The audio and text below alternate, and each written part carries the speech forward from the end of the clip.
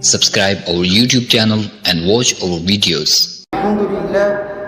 الحمد لله نحمده ونستعينه ونستغفره ونؤمن به ونتوكل عليه ونعوذ بالله من شرور أنفسنا ومن سيئات أعمالنا من يهده الله فلا مضل له ومن يضلله فلا هادي له ونشهد أن لا إله إلا الله وحده لا شريك له ونشهد أن سيدنا وسندنا وحبيبنا وشفيعنا ومولانا محمدا عبده ورسوله صلى الله تعالى عليه وعلى آله وأصحابه وبارك وسلم تسليما كثيرا أما بعد فأعوذ بالله من الشيطان الرجيم بسم الله الرحمن الرحيم يا أيها الذين آمنوا إنما الخمر والميسر والأنصاب والأزلام رجس من عمل الشيطان فاجتنبوه لعلكم تفلحون إنما يريد الشيطان أن يوقع بينكم العداوة والبغضاء في الخمر والميسر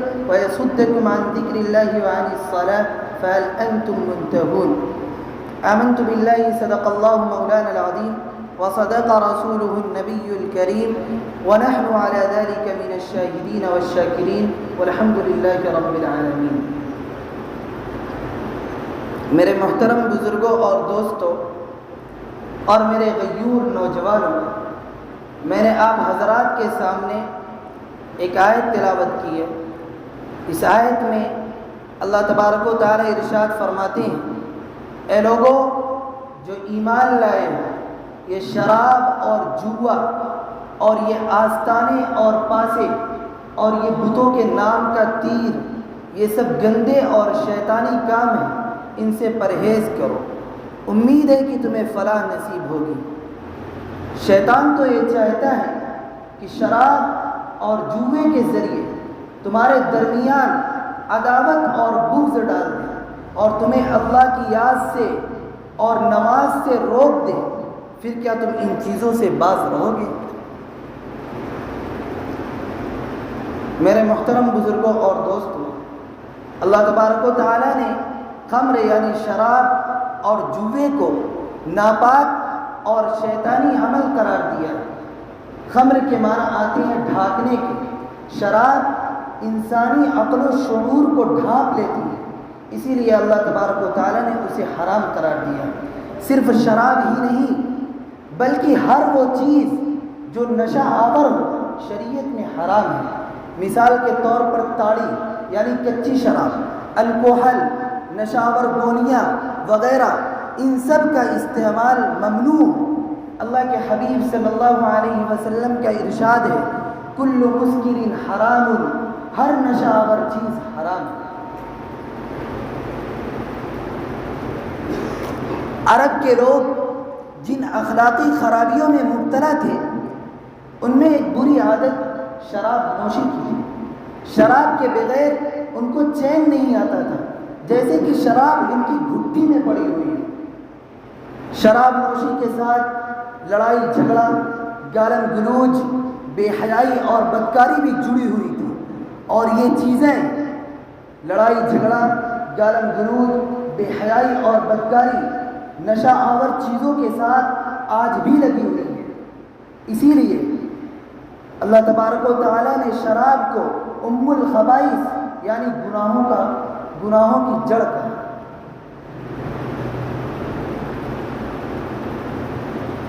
میرے محترم بزرگوں اور دوستوں، اسلام نے رفتہ رفتہ شراب نوشی کی لعنت کو ختم کر دیا اور نو مسلم معاشرے کے عقل و ضمیر کو پاکیزہ بنا دیا. حضرت ابو ہریرہ رضی اللہ تعالیٰ عنہ روایت کرتے ہیں کہ شراب 3 مرتبہ میں حرام کی گئی. جب آقا مدنی صلی اللہ علیہ وسلم ہجرت کر کے مدینہ تشریف لائے تو لوگ شراب پیتے تھے اور جوا کی آمدنی کھاتے تھے. لوگوں نے اللہ کے حبیب صلی اللہ علیہ وسلم سے شراب اور جوے کے بارے میں سوال کیا، شراب اور جوے کے بارے میں پوچھا تو اللہ تبارک و تعالیٰ نے یہ آیت نازل کی، يسألونك عن الخمر والميسر قل فيهما إثم كبير ومنافع للناس وإثمهما أكبر من نفعهما. وہ لوگ آپ سے شراب اور جوئے کے بارے میں پوچھتے ہیں، شراب اور جوئے کا حکم پوچھتے ہیں، آپ ان سے کہہ دیجئے کہ ان دونوں چیزوں میں بڑی خرابی ہے، اگرچہ ان میں لوگوں کے لیے کچھ منافع بھی ہیں مگر ان کا گناہ ان کے فائدے سے بہت زیادہ ہے۔ اس آیت کے نازل ہونے کے بعد لوگوں نے کہا کہ شراب اور جوئے کو حرام نہیں کیا گیا، بلکہ صرف یہ کہا گیا ہے کہ اس میں گناہ بھی ہے اور فائدہ بھی ہے۔ چنانچہ لوگ اب بھی شراب پیتے رہے، یہاں تک کہ ایک دن ایسا ہوا کہ حضرت عبد الرحمن ابن عوف نے چند صحابہ کرام کی دعوت کی، کھانے کے بعد شراب کا دور چلا، اسی دوران مغرب کی نماز کا وقت آ گیا اور نماز کے لیے کھڑے ہو گئے، ایک صحابی کو امامت کے لیے آگے بڑھایا، انہوں نے سورہ کافرون پڑھنی شروع کی تو قرات میں غلطی کر ڈالی، تو اللہ تبارک و تعالیٰ نے یہ آیت نازل کی، یا ایھا الذین آمنوا لا تقربوا الصلاة وانتم سکارى حتی تعلموا ما تقولون، اے لوگو جو ایمان لائے ہو، جب تم نشہ کی حالت میں ہو تو نماز کے قریب نہ جاؤ، نماز اس وقت پڑھنی چاہیے جب تم جانو کہ کیا کہہ رہے ہو۔ چنانچہ لوگ اب بھی شراب پیتے رہے، البتہ نماز کے وقت نہیں پیتے تھے۔ بعض لوگ نماز میں اس حالت میں آنے جانے لگے کہ ان پر نشہ کا اثر ہوتا، تو اللہ تبارک و تعالیٰ نے شراب کو مکمل طور پر حرام کرتے ہوئے یہ آیت نازل کی، یا ایھا الذین آمنوا انما الخمر والمیسر والانصاب والازلام رجس من عمل الشیطان فاجتنبوه لعلکم تفلحون، اے لوگو جو ایمان لائے ہو، یہ شراب اور جوا اور یہ آستانے اور پاسے اور یہ بتوں کے نام کا تیر، یہ سب گندے اور شیطانی کام ہے، تم ان سے پرہیز کرو، امید ہے کہ تمہیں فلاح نصیب ہوگی۔ شیطان تو یہ چاہتا ہے کہ شراب اور جوئے کے ذریعے تمہارے درمیان عداوت اور بغض ڈال دے اور تمہیں اللہ کی یاد سے اور نماز سے روک دے، پھر کیا تم ان چیزوں سے باز رہو گے؟ تو لوگوں نے اعلان کیا کہ ہم شراب نوشی سے باز آئے۔ جب یہ آیت نازل ہوئی تو صحابہ کرام نے ایک دم شراب نوشی چھوڑ دی، شراب نالیوں اور گڈھوں میں بہا دی گئی، یہاں تک کہ شراب کے مٹکے، پیمانے، جام و ثبوت توڑ ڈالے گئے، مدینہ کی گلیوں میں شراب بارش کے پانی کی طرح بہنے لگی۔ اس اعلان کے آنے کے وقت جو صحابہ کرام شراب پی رہے تھے انہوں نے اپنے منہ سے لگائی ہوئی شراب ہٹا لی، اللہ اور اس کے رسول صلی اللہ علیہ وسلم کی فرما برداری کا، اطاعت کا وہ مظاہرہ کیا کہ تاریخ اس کی مثال پیش نہیں کر سکتی۔ میرے محترم بزرگوں اور دوستوں اور میرے عزیز ساتھی، نافع ابن کیسان کہتے ہیں کہ اللہ کے حبیب صلی اللہ علیہ وسلم کے زمانے میں میرے والد شراب کی تجارت کرتے تھے۔ ایک مرتبہ ملک شام سے بہترین شراب تجارت کے لیے لے کر آئے اور اللہ کے حبیب صلی اللہ علیہ وسلم کو ایک اچھی شراب یہ کہہ کر پیش کی کہ یہ پاکیزہ شراب ہے۔ اللہ کے حبیب صلی اللہ علیہ وسلم نے فرمایا کہ اے کیسان، اللہ نے شراب حرام کر دی ہے۔ تو انہوں نے پوچھا پھر میں اسے بیچ دوں؟ تو آپ نے فرمایا اس کی قیمت بھی حرام ہے۔ تو حضرت کیسان نے شراب کے مٹکے بہا دیے۔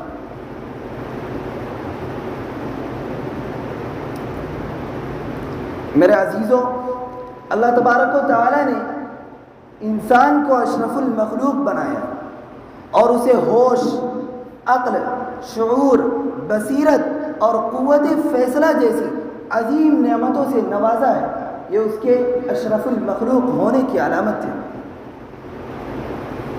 اور اسی دولت کی بنا پر اللہ تبارک و تعالی نے اسے اسلامی احکام کا مکلف بنایا ہے، ورنہ پاگل اور دیوانے پر شریعت کوئی حکم لاگو نہیں کرتی، کیونکہ اس کے پاس عقل ہی نہیں ہوتی۔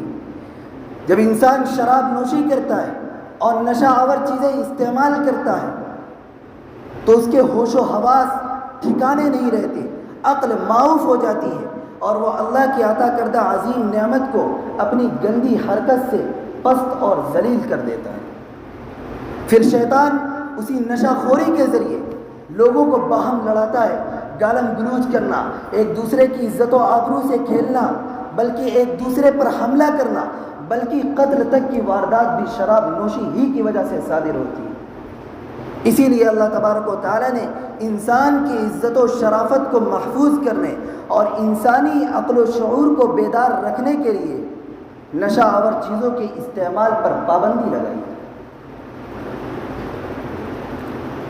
اللہ کے حبیب صلی اللہ علیہ وسلم کا ارشاد ہے، من شرب الخمر فی الدنیا لم یشربها فی الآخرہ الا ان یتوب، جو شخص دنیا میں شراب پیے گا وہ آخرت میں شراب طہور سے، پاکیزہ شراب سے محروم کر دیا جائے گا، مگر یہ کہ وہ توبہ کر لے۔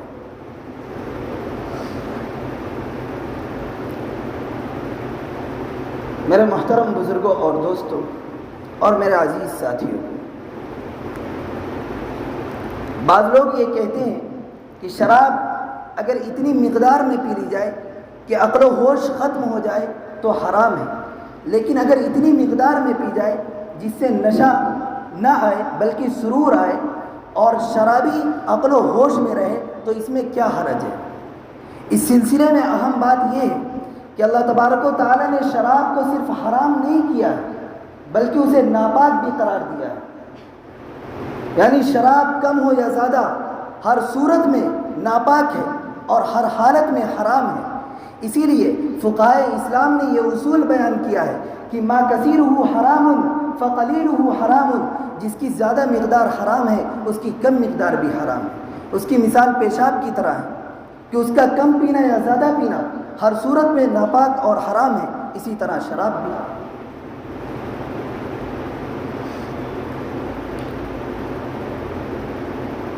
میرے محترم بزرگوں اور دوستوں اور میرے عزیز ساتھیوں، بعض لوگ شراب کے طبی اور جسمانی فائدے بھی بتاتے ہیں اور کہتے ہیں کہ قرآن نے بھی تو اس کے نفع کا ذکر کیا گیا ہے، لیکن ایسا سمجھنا غلط ہے، کیونکہ قرآن نے شراب اور جوئے کے طبی فوائد نہیں بتائے بلکہ اس رواج کی طرف اشارہ کیا ہے جو عربوں میں رائج تھا کہ عرب شراب نوشی اور جوا کی محفل لگاتے اور ہار جیت اونٹوں پر ہوتی، جیتنے والا اونٹوں کو ذبح کرتا اور ان کا گوشت اور کباب وغیرہ سے لطف اندوز ہوتا۔ شراب اور جوا کی یہ محفلیں جس جگہ منعقد ہوتی تھیں وہاں غریب، مسکین، محتاج لوگ بھی جمع ہوتے، جوئے باز کچھ گوشت خود استعمال کرتے اور باقی تماشا دیکھنے والوں کے درمیان بانٹ دیتے۔ تو شراب اور جوؤں کی محفلوں سے جو غریبوں کو فائدہ ہو رہا تھا قرآن نے اس کی طرف اشارہ کیا ہے، مگر اس کو بھی بالآخر اسلام نے ختم کر دیا، کیونکہ نیکی کو گناہ کے ساتھ نہیں ملایا جا سکتا۔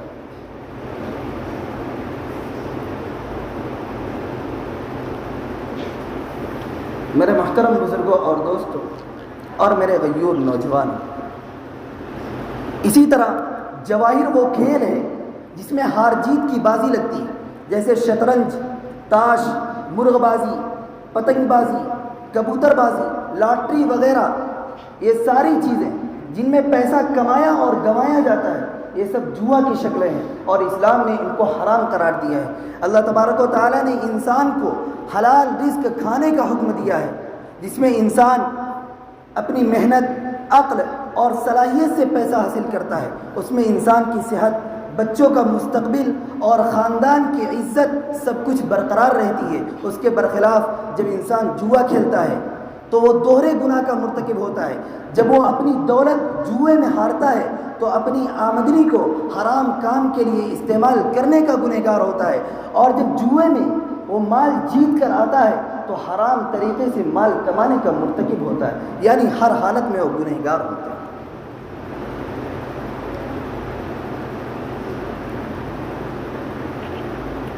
میرے محترم بزرگوں اور دوستوں اور میرے غیور نوجوانوں، حضرت عثمان ابن عفان رضی اللہ تعالیٰ عنہ روایت کرتے ہیں کہ میں نے آقا مدنی صلی اللہ علیہ وسلم کو فرماتے ہوئے سنا، ام الخبائث یعنی شراب سے بچ کے رہنا، کیونکہ پچھلی امتوں میں ایک گوشہ نشین عابد تھا، کسی عورت کا اس پر دل آ گیا، وہ اس پر فریفتہ اور دیوانی ہو گئی، ایک نوکرانی کو بھیجا کہ حضرت کو ایک اہم کیس میں گواہی دینی ہے، تشریف لے آئیں۔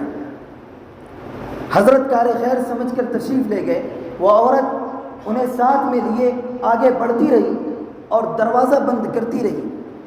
یہاں تک کہ ایک ایسی جگہ جا پہنچی جہاں ایک پری پیکر جلوہ افروز تھی اور اس کے پاس ایک بچہ تھا اور ایک جام شراب رکھی ہوئی تھی.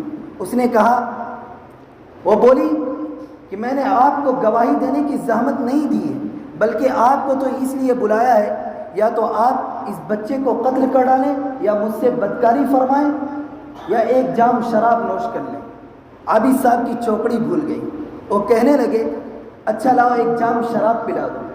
فتنہ عالم نے اپنے ہاتھ سے ایک گلاس شراب پلائی. کہنے لگے اور پلاؤ. مستی چھائی تو نہ عقل باقی رہی اور نہ خدا سے ڈر، یہاں تک کہ اس سے منہ بھی کالا کیا اور اس بچے کو بھی قتل کر ڈالا. سوچنے کا مقام. اسی طرح میرے عزیزوں، ایک بدعمل شخص سے پوچھا گیا کہ تمہارے توبہ کرنے کی وجہ کیا بنی، سبب کیا بنا؟ اس نے کہا کہ میں کفن چور تھا. میں نے اکثر لوگوں کو دیکھا کہ ان کا چہرہ قبلے سے پھر گیا تھا. میں نے جب ان لوگوں کے بارے میں تفتیش کی، ان لوگوں کے بارے میں پوچھا تو پتہ چلا کہ یہ لوگ شراب پیتے تھے اور بغیر توبہ کے مر گئے. اسی لیے اللہ تبارک و تعالی نے تیسری مرتبہ میں یہ اعلان کر دیا، صاف طور پر یہ فرما دیا کہ اے لوگوں جو ایمان لائے ہو، یہ شراب اور جوا اور یہ آستانے اور پاسے اور یہ بتوں کے نام کا تیر، یہ سب گندے اور شیطانی کام ہیں. تم ان سے پرہیز کرو، امید ہے کہ تمہیں فلاح نصیب ہوگی. شیطان تو یہ چاہتا ہے کہ شراب اور جوے کے ذریعے تمہارے درمیان عداوت اور بغض ڈال دے، تمہارے درمیان دشمنی پیدا کر دے اور تمہیں اللہ کی یاد سے اور نماز سے روک دے. پھر کیا تم ان چیزوں سے باز رہو گے؟ موجودہ زمانے میں جوئے کی نئی نئی شکلیں نکل گئی ہیں. تجارت میں بھی جوئے کے راستے کھل گئے ہیں. بڑے بڑے ہوٹلوں میں جوئے کے مراکز بن گئے ہیں. ایک مسلمان کی ذمہ داری ہے کہ وہ جوئے کی پرانی اور نئی تمام شکلوں سے پرہیز کرے اور اپنے آپ کو حرام کمائی سے محفوظ رکھے. کیونکہ اللہ تبارک و تعالی نے جس طرح شراب کو ناپاک اور شیطانی عمل قرار دیا ہے، اسی طرح جوئے کو بھی ناپاک اور شیطانی عمل قرار دیا ہے. بلکہ اللہ کے حبیب صلی اللہ علیہ وسلم نے جوئے کی اتنی سنگین مثال دی ہے کہ رونگٹے کھڑے ہو جاتے ہیں. آپ نے فرمایا کہ جو شخص جوا کھیلتا ہے پھر وہ نماز پڑھتا ہے، وضو کرتا ہے اور پھر وہ نماز پڑھتا ہے، اس کی مثال ایسی ہے جیسے ایک شخص پیپ اور خنزیر کے خون سے ہاتھ منہ دھوتا ہے اور پھر نماز پڑھنے لگتا ہے. اس لیے میرے عزیزوں، ہمیں اور آپ کو یہ کوشش کرنی چاہیے کہ ہم اور آپ اپنے معاشرے سے یہ جوا جو چل رہا ہے تجارت میں اور لاٹری وغیرہ میں، ان تمام چیزوں سے اپنے معاشرے کو پاک و صاف رکھیں. اللہ تبارک و تعالیٰ سے دعا ہے کہ امت مسلمہ کو شراب اور جوے کی لعنت سے دور کریں اور انسان کو ایمان اور اخلاق اور آقا مدنی صلی اللہ علیہ وسلم کی سیرت پر عمل کرنے والا بنائے. آمین یا رب العالمین. وما علینا الا البلاغ.